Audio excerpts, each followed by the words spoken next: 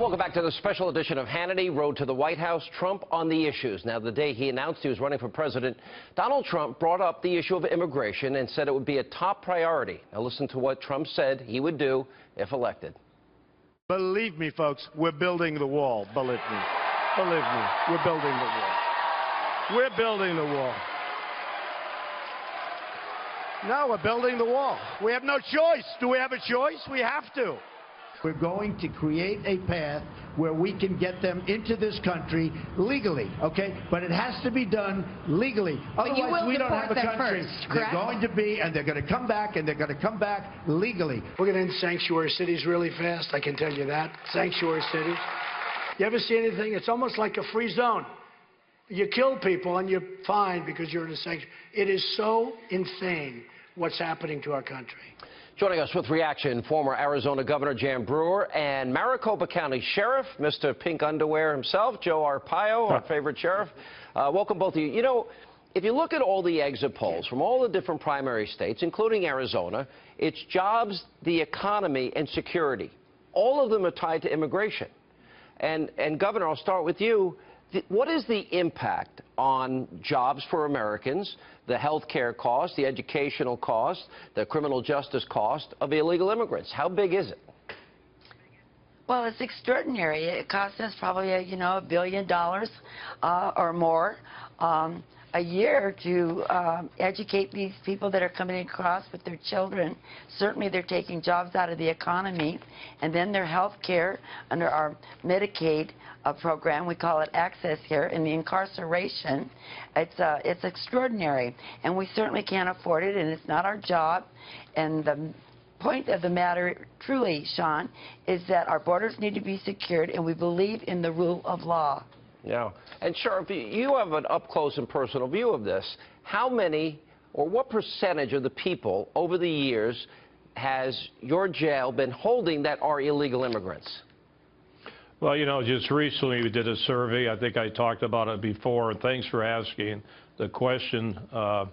We've had 5,500 in our jail system. We turned over to ICE.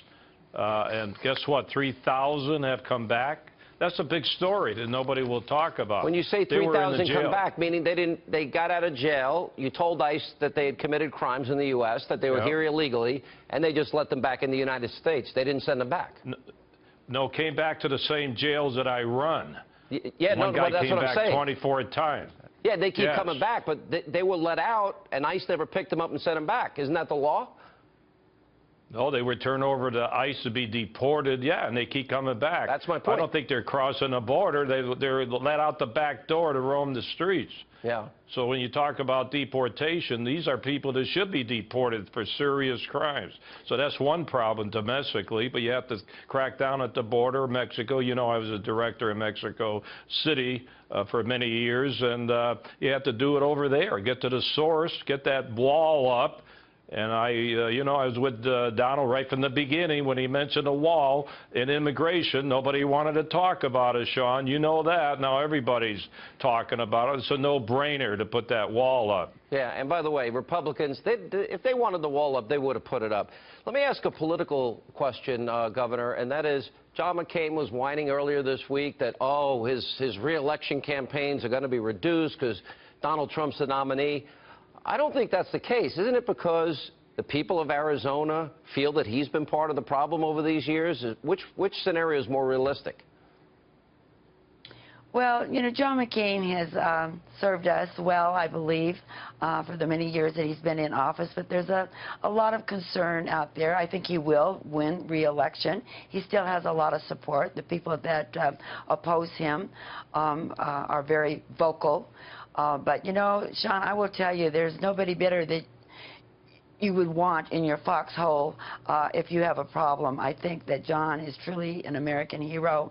And, security is so important that we have to be very concerned that if John doesn't return to the Senate, he's got seniority. So I think people should think a little bit cautiously about moving in a different direction. Let me go back to the border, Sheriff, and ask you this question.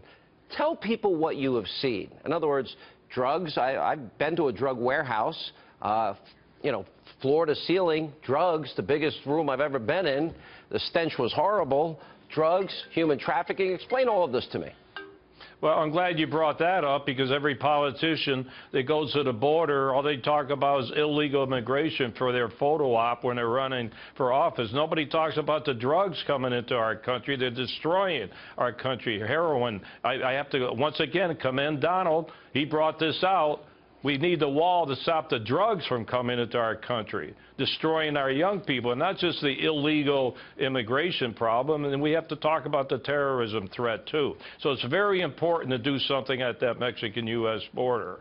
I agree. I think it impacts jobs, it impacts the economy, it impacts our security, and the trillions of dollars over the years we spent on the healthcare system, criminal justice system, educational system has been enormous and a burden on the American taxpayers.